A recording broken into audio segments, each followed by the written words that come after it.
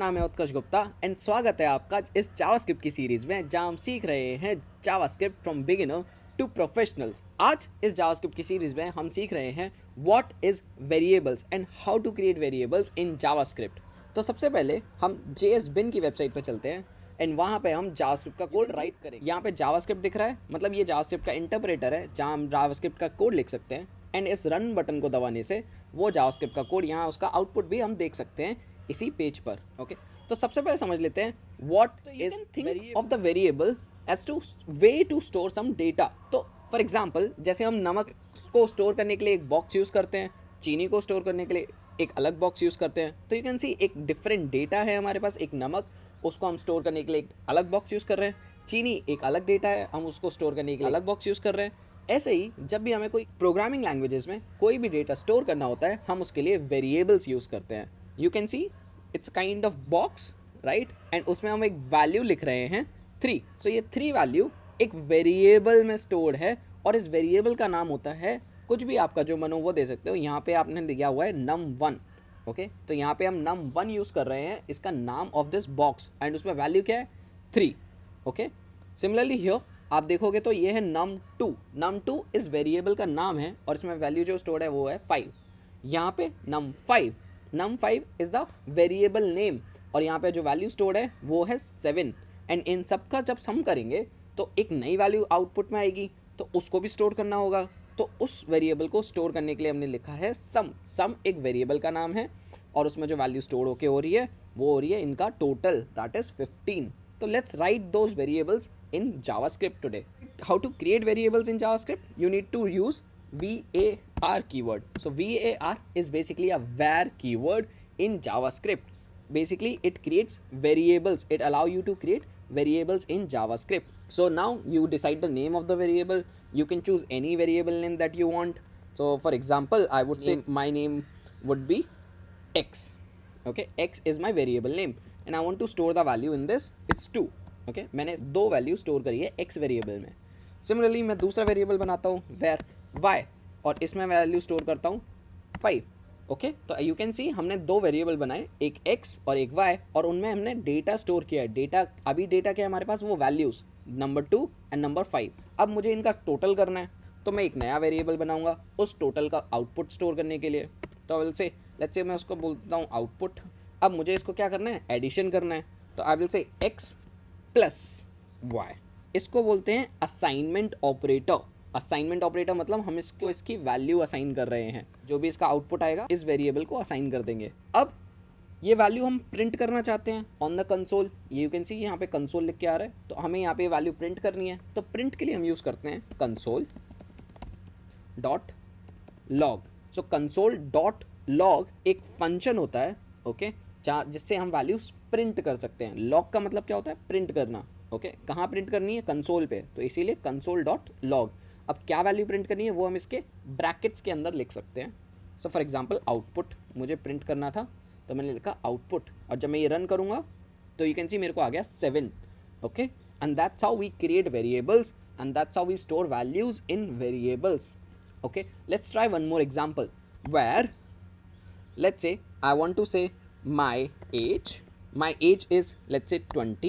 I want to store one more variable, let's say my father age t. Now I want to get the total age. I will say where total age, I will say my age plus my father age and the output will be total age. So you have to clear this because ये पहले पुराना output था, तो इसे हम clear कर देंगे। अब हम नया output print करना चाहते हैं, हम नया again run button करेंगे, तो you can see 60. 20 plus 40 is 60. So that's how we create variables in JavaScript. Now you can practice this. You just have to create variables and store some mathematical value in this and do some mathematical operation. You can do addition, you can do multiplication, you can do subtraction, you can do divisions. Okay, you can do whatever you want. So let's do the division. So you can see plus, I can say divide. So this is the divide symbol. Okay, this is how we do division. ऐसे हम divide करते हैं guys, और you can see the answer is 0.5.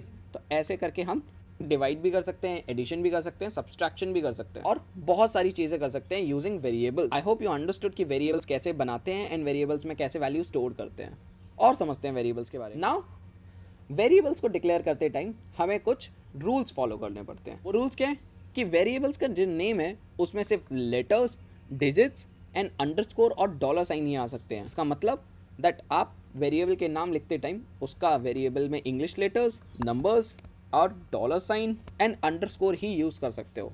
आप at the rate नहीं use कर सकते, आप एम्परसेंड नहीं यूज़ कर सकते, आप स्टार नहीं यूज़ कर सकते। तो other than letters, numbers and dollar और अंडरस्कोर के अलावा आप कुछ और यूज़ नहीं कर सकते to declare the variable name.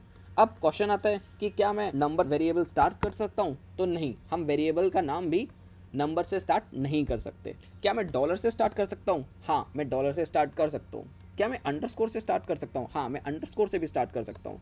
मैं अंडरस्कोर बीच में भी लिख सकता हूँ, मैं डॉलर भी बीच में लिख सकता हूँ और मैं नंबर्स भी बीच में लिख सकता हूँ। But the only rule is you can not start variable name with numbers. So name must begin with a letter. Name can only be begin with dollar and underscore. Names are case sensitive. So that's a good point. ये बहुत अच्छा point है. So where अगर मैं बोलता हूँ x is equal to 2 and मैं बोलता हूँ where capital X is equal to 3, तो ये दो different variables है। इसको मैं अलग यूज़ कर सकता हूँ और इसको मैं अलग यूज़ कर सकता हूँ।